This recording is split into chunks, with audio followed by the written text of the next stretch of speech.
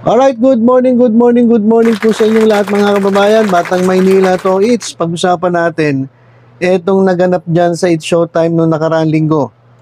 Nung Saturday po ay in-announce na yung nanalo dyan sa kanilang Showtime Magpasikat 2023. Ito po yung yung kanilang pagalingan o pag-showcase ng kanilang mga talento at kanilang mga performances. So tumagal po yan ng isang linggo at meron po ata silang 5 grupo. So yung mga host po naghiwa-hiwalay at bumuo ng kanya-kanyang mga grupo. At ito nga po, nung Sabado, in-announce po yung nanalo.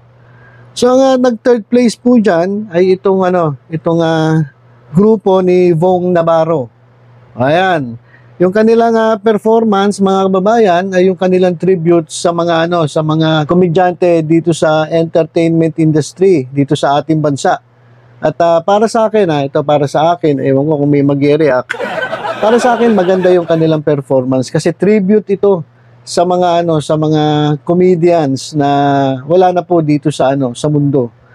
At isa po sa kanilang pinarangalan ay si Dolphy at yung ilan pa, si Babalu, si Redford White. Ito po yung magagaling na mga komedyante. Kaya naman nakakatuwa yung ginawa nila at nakakaiyak din. Kasi nandun po si Nova Villa na sabi nga ni Nova Villa, halos lahat ng kanilang pinakita dun sa kanilang performance ay mga kaibigan niya. So naiyak-iyak din itong si Nova Villa. So napakaganda ng kanilang performance. Pero ang nangyari, hanggang third place lang sila. So sila yung pangatlong pwesto. At pangalawang pwesto mga kababayan ay itong grupo ni Ann Curtis at ni OG Alcacid at ni Ryan Bang. So second place itong grupo ni Ann Curtis.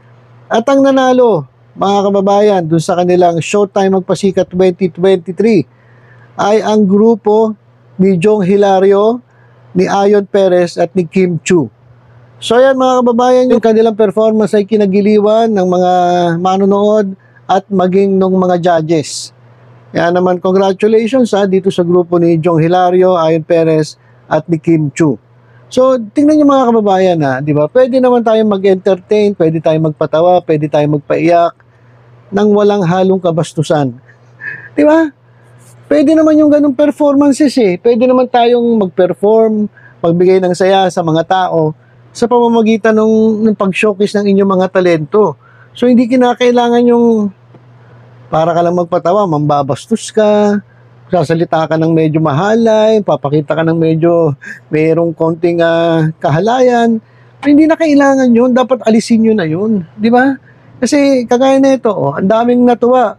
At kung mapapansin ninyo, ito mga kababayan, real talk lang. At ito naman talaga yung totoo. During the performances dito sa kanilang Showtime Magpasikat 2023, kitang-kita ko kahit ako nasaksihan ko ng taas ng ng viewership sa online. Talagang pinanood sila ng mga tao. So tingnan nyo, di ba? Maganda naman kasi ang performance kapag yung talento mo ang pinapakita mo sa tao. So walang bastusan, walang kahalayan, walang okrayan. So dapat ganoon, di ba? Kaya naman, ito napansin ko lang mga kababayan. Etong grupo ni Vice, wala olats Wala, ang ginawa lang ni Vice nagpapapalakpak lang siya dun sa Gedli. Palakpak lang siya ng palakpak para dito sa kanyang partner na si Ayon Perez. Kasi yung kanilang performance wala hindi po nanalo kahit third place. Wala, meron pala silang binigyan pala sila ng premyo na 50,000 dun sa mga runners-up.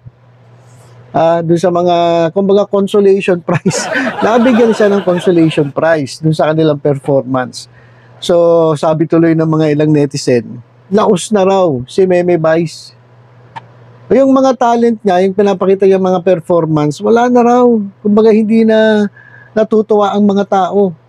Kahit yung mga judges, hindi nagustuhan yung mga performance kasi sabi nung iba, masyado ng OA.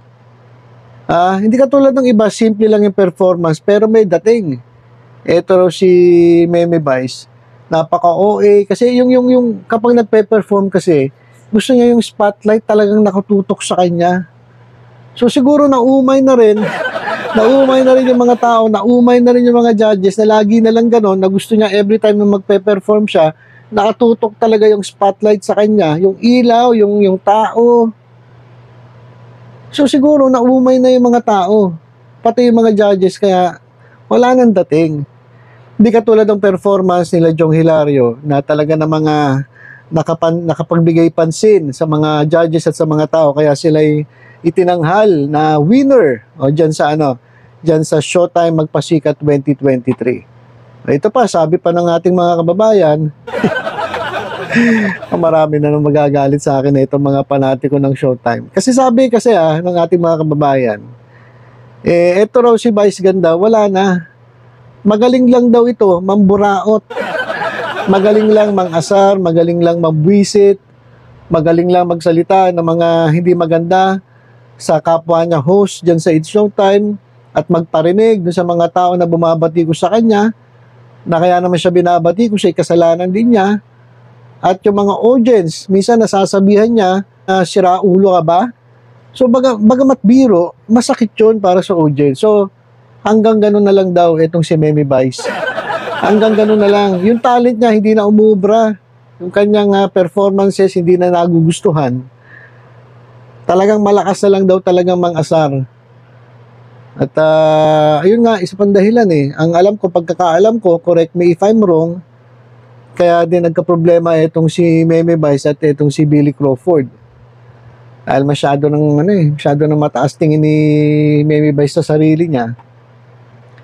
Kaya natatapakan niya yung ibang mga host, mga talent dyan sa It's Showtime.